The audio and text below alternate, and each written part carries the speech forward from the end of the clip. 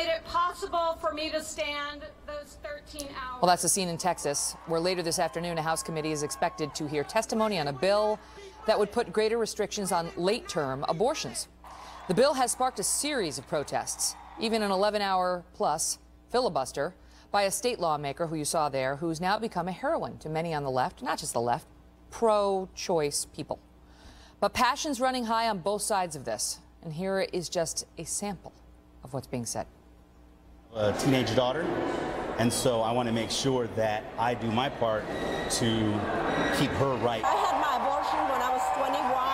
I'm 50 years old now, and I'm still suffering the consequences. I think it's important that we support women in our state and all around the world, and it's the minimal amount I can do. The children are okay. The choice to have a child is a beautiful choice, you know. They're not obstacles to get over or around for careers. We don't want to see health clinics shut down. This could mean, people could die as a result of this. As a single mother, I faced the fear and chose abortion. What I know now is that that baby really did feel pain. Wow, emotions running high down in Texas, and there's a question about what this is going to do to the national debate over abortion. Joining me now, Leslie Marshall, who's a syndicated radio talk show host and a Fox News contributor, and Chris Plant, who is host of the Chris Plant Show. And, since the beginning, this has been an issue on which folks have been very divided, and good people can have strong differences on this issue.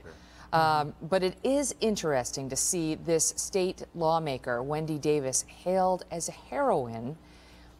I'll ask you about it, Leslie. Even, as somebody who is pro-choice, which you say you are, to have her hailed as a heroine when, one of the main pieces of the bill that she's objecting to is she wants you to be able to abort your baby between weeks 20 and 26.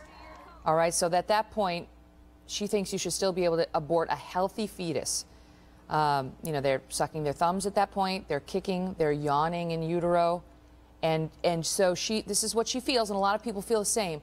But to come out and hail her as a hero for fighting for that, I don't know, your reaction to it.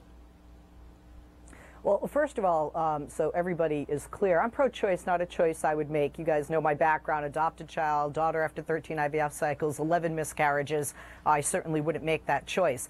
But legally, women, with the passage in 1973 of Roe v. Wade, have that choice. As a woman on the left who is pro-choice, I don't view her as a heroine with regard to that specific. I think the way the women that I have heard from, Megyn, view her, and even some of my friends who are Republicans but pro-choice in Texas, view her as fighting for women's rights. The Texas governor, the Texas legislature is largely men making this kind of a decision. Let me ask you about that. Let me ask you a follow-up on that, and then I'm going to give it to Chris, because the other piece of it is they're going to tighten the restrictions on abortion clinics, which the pro-choice folks say will severely narrow a woman's options if she wants to have an abortion.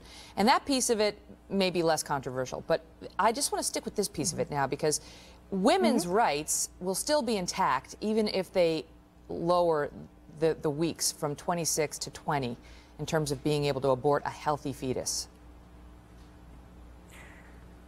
I have a real problem, quite frankly, as a woman, with the government making a decision for myself, or even Chris, when it comes to health. We have seen a butcher, Dr. Kermit Gosnell. I'm married to somebody who's quite the opposite, who saves lives every day. And I really do believe that when it comes to an individual's health, and this choice included, that should be between the doctor and the patient. Okay. There are times where the life of the mother or the fetus are in question. But this bill would preserve that. I personally don't feel that past the first trimester should be considered. This bill, as I understand it, Chris, would preserve the ability to have an abortion if the mother's health or life are in danger, even past the 20-week mark. Right. And if there's a fetal abnormality, it would preserve the ability to have a late-term abortion. Yeah, that's right. I mean, all the exceptions that a reasonable person should ask for. I mean, women's health always sounds like a great fallback, but 20 weeks, we're 5 months in. The child is fully formed. It's obviously a human being. It looks like Mahatma Gandhi without the walking stick. It feels pain. Some people are putting together college funds for their children at that point. As you may have done, Leslie. I mean, it's pretty well along in the process. There are the rights of the women, which I think are being amply protected at a bare minimum. And then there comes the question of the right to life and the right of the child to life. Once it's fully formed at 20 weeks, it's ingesting, it's digesting, it's swallowing, it's chewing, it is fully formed in every way imaginable.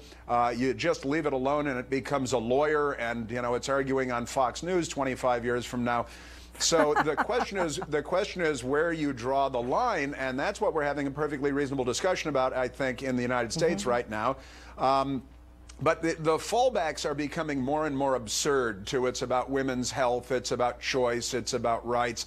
Science and public opinion are trending away from the more radical positions on pro-choice. And the Kermit Gosnell situation, I think, crystallized a couple of issues that are coming to the fore now, too. Yeah. And, how far you're willing to go. That was another situation in Pennsylvania. Kirsten Paris had a column today pointing out how they said once they tightened the regulations in Pennsylvania in the wake of his horrors, some had predicted, all these abortion clinics are going to close and women aren't going to have access. Some closed, but it wasn't the disaster in terms of access that had been predicted. We'll see what happens in Texas. I got to cut it short, guys. Thank you both, because we've got news breaking in Zimmerman.